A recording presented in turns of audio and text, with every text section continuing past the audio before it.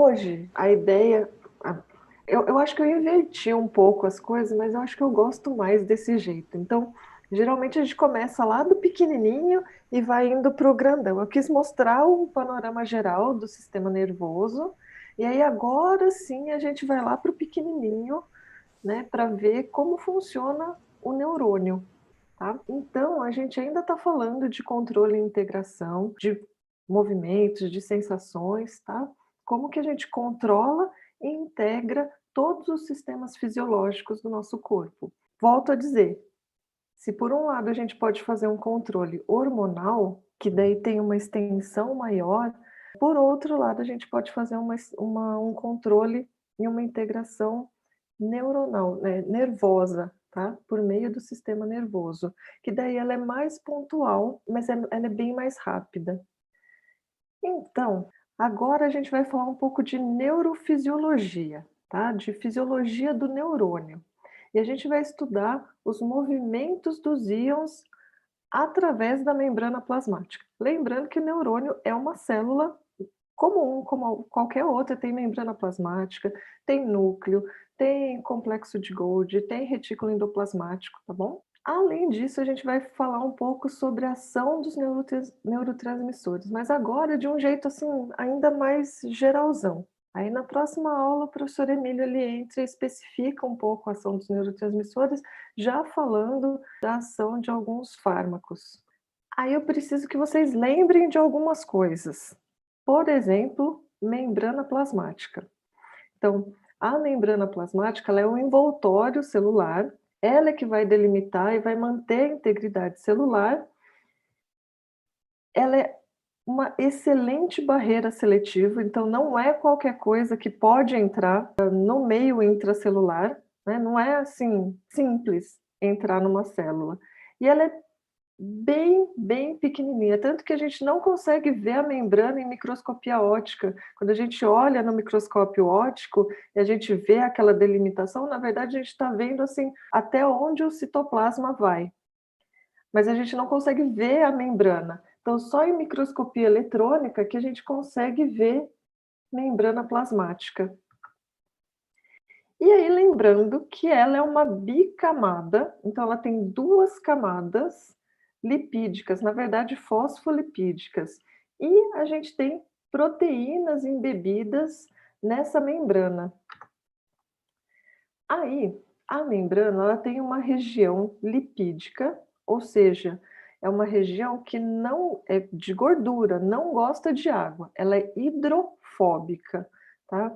Que é essa região aqui, ó, do meio, a bicamada lipídica, porque a gente está vendo fosfolipídio aqui e fosfolipídio aqui, sendo que a cabeça aqui é de fosfato e aqui o meinho, né, a outra parte é lipídica. Essa região aqui do meio da membrana plasmática, ela é hidrofóbica, então ela não gosta de água. A outra parte, tanto voltada para o meio extracelular quanto no meio intracelular, aí ela é hidrofílica, aí ela gosta de água, ela tem afinidade com a água. Então, olhando de pertinho, como que é o fosfolipídio? Aqui a gente tem uma cadeia de ácido graxo, que é uma região hidrofóbica, então uma cauda de ácido graxo e uma cabeça de... Ainda tem uma partezinha aqui de glicerol, né, que não é tão hidrofóbico, mas o grupo fosfato e a colina, que é uma região hidrofílica. Outra coisa é que a gente fala que a membrana ela tem uma conformação de mosaico fluido. É um mosaico porque vai criar um padrão visual dessas proteínas incrustadas que vão parecer pecinhas no mosaico mesmo. Então você vai olhar a membrana, né, vendo ela de cima, assim, parece que ela está cheia de pecinhas que na verdade são essas proteínas. E ela é fluida porque como a gente está vendo uma bicamada de gordura, isso fica se mexendo assim, e essas peças ficam trocando de lugar, elas conseguem se mexer em diferentes posições. Então é um mosaico fluido, que essas peças conseguem se mexer. Aí por isso que é importantíssimo quando a gente fala de homeostase, de manter, né, uma temperatura adequada para o corpo, porque o que que acontece com gordura se ficar muito frio? Né? Vai enrijecer, pode quebrar. O que acontece se ficar muito quente? Amolece, se desfaz. Então, essa estrutura de membrana, ela precisa que a gente tenha uma situação ideal de temperatura. E agora a gente vai ver também que vai precisar ter uma situação ideal para a manutenção da célula de compostos fora e dentro da célula. Para passar pela membrana, algumas coisas vão passar, algumas moléculas vão passar por difusão simples. E aí não tem gasto de energia. Vai passar realmente aqui pelo meio da membrana, de um lado para o outro. São moléculas hidrofóbicas. Então, pensando que aqui a gente tem uma região hidrofóbica que não gosta de água, então moléculas que têm essa característica vão passar facilmente pela membrana. E moléculas bem pequenininhas que não têm carga. Isso pode passar pela membrana. Outras coisas não vão passar. Então, mesmo água, que a gente até uns anos atrás ainda entendia que a água passava por difusão, hoje a gente já sabe que esse transporte de água, moléculas iônicas, né, moléculas com carga, elas não passam pela membrana facilmente, precisam de um transportador. Então elas são mediadas esse transporte é mediado por proteínas. E essas proteínas são altamente seletivas porque elas são muito específicas. Então, não é qualquer coisa que passa pela membrana. E se for algo carregado, ou seja, for um íon, positivo ou negativo, também não passa facilmente pela membrana, precisa passar por um transportador. E aí, esse transporte, ele pode ser feito por canais, né? Então aqui a gente vê um exemplo de canal, uma proteína de canal. E aqui não tem gasto de energia, a gente fala que é um transporte passivo.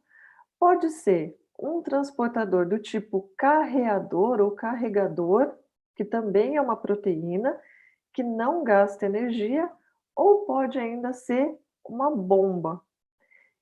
Aí na bomba a gente vai ter gasto de energia e a gente vai falar de transporte ativo, tá? Passivo sem gasto, ativo com gasto de energia. Esses diferentes carregadores, né, transportadores, também vão dar uma diferença na rapidez, né, na velocidade com que a molécula vai passar.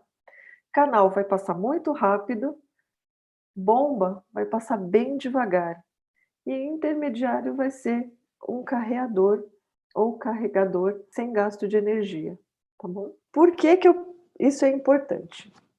A gente vai falar muito agora sobre troca de moléculas do meio intracelular para o extracelular e vice-versa. Essa troca acontece por duas razões. A primeira, gradiente de concentração.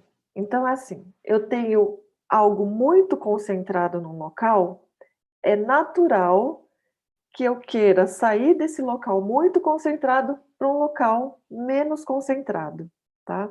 Então, é mesmo a gente tá lá no ônibus super cheio, super apertado até passar da catraca.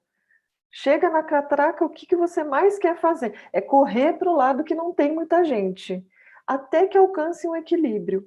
As moléculas vão fazer a mesma coisa. Então, moléculas neutras vão respeitar só o gradiente de concentração, mas moléculas com carga vão respeitar duas coisas: o gradiente de concentração e um gradiente elétrico. Então, aqui está mostrando antes do equilíbrio, aqui estava muito concentrado, aqui pouco concentrado.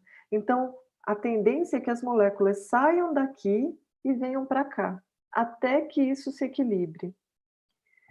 Da mesma forma, o gradiente elétrico, quando eu tenho muita carga negativa para cá e muita positiva para cá, a tendência é que as positivas venham um pouco para cá e as negativas um pouco para cá, tá bom?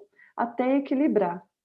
Quando eu falo de moléculas com carga, elas vão trabalhar com as 2 coisas. Primeiro, gradiente de concentração e depois gradiente elétrico, até atingir um gradiente eletroquímico.